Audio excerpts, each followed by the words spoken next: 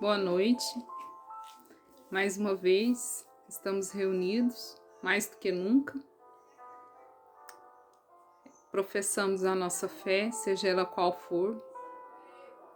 E eu peço a todos que, independente da sua religião, da sua crença, do que você acredita, ou até você que não acredita em nada,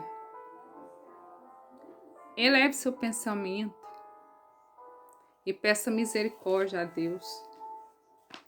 Porque o que vamos passar nesse período vai ser um período muito complicado e muito difícil, de muita morte, de muita dor, de muita fome, de muito desemprego.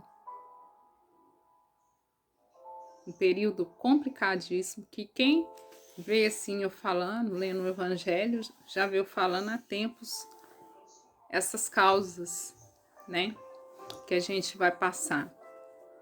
E, infelizmente, a gente vive num mundo que o certo se torna errado e o errado se torna o certo. Mas eu prefiro sofrer todas as injustiças desse mundo, com a minha consciência tranquila de que eu fiz o certo, do que ter alguma coisa fazendo errado. Eu penso que a gente pesa muito mais a consciência com a barriga cheia,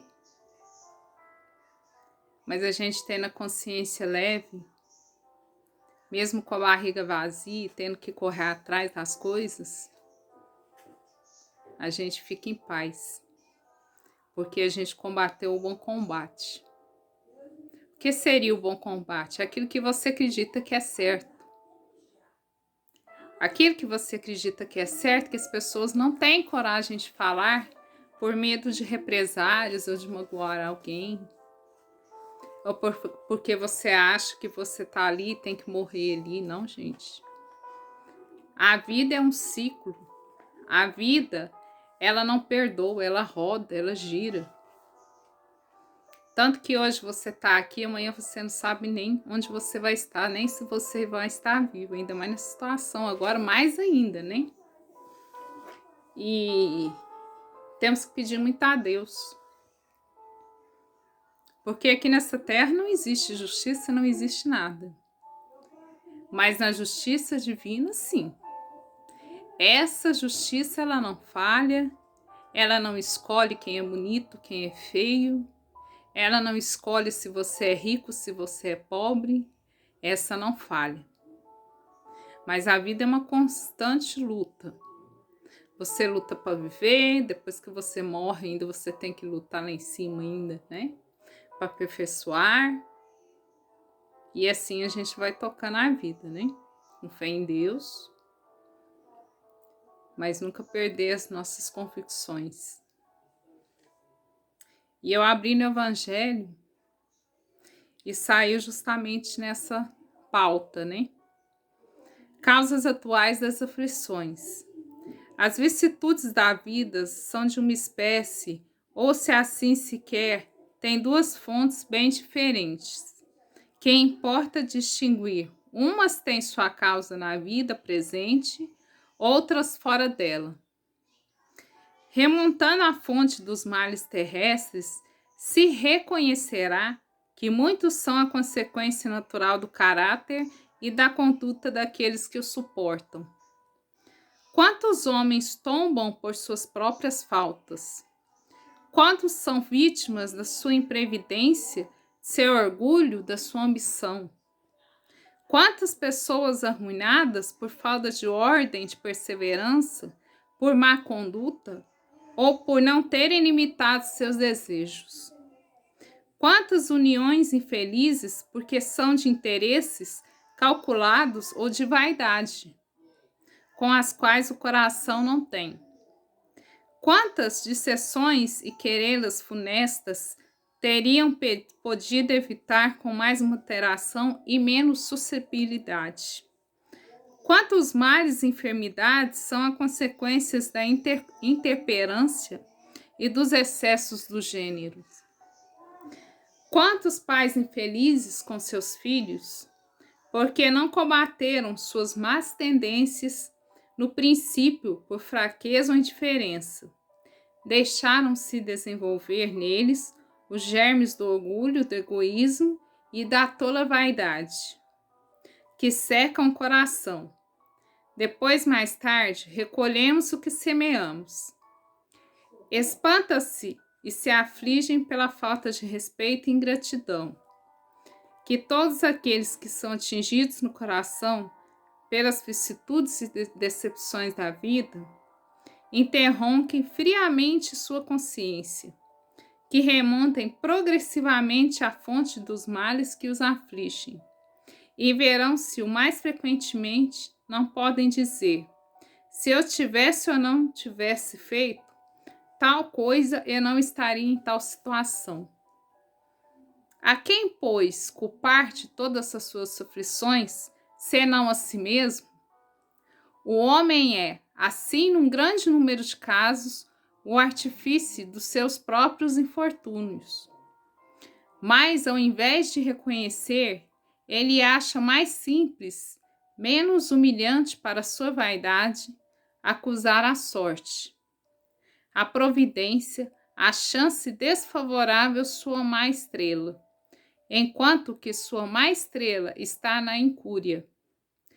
Os males dessa natureza formam seguramente um notável contingente nas vicissitudes da vida. O homem os evitará quando trabalhar para o seu aprimoramento moral, tanto quanto para o seu aprimoramento intelectual. A lei humana alcança certas faltas e as pune. O condenado pode dizer que suporta a consequência do que fez. Mas a lei não alcança e não pode alcançar todas as faltas. Ela atinge mais especificamente aquelas que prejudicam a sociedade e não aquelas que não prejudicam, senão aqueles que os cometem. Mas Deus quer o progresso de todas as criaturas. Por isso, ele não deixa impune nenhum desvio de caminho, nenhum desvio de caminho reto. Não há uma só falta, por pequena que seja, uma só infiltração à sua lei, que não tenha consequências forçadas e inevitáveis, mais ou menos tristes, de onde se seque nas pequenas como nas grandes coisas. O homem é sempre punido pelo que pecou. Os sofrimentos que lhe são consequência são para ele advertência de quem ermurou. Eles lhe dão experiência, fazendo sentir a diferença entre o bem e o mal, e a necessidade de se melhorar para evitar que no futuro, que lhe foi uma fonte de desgosto.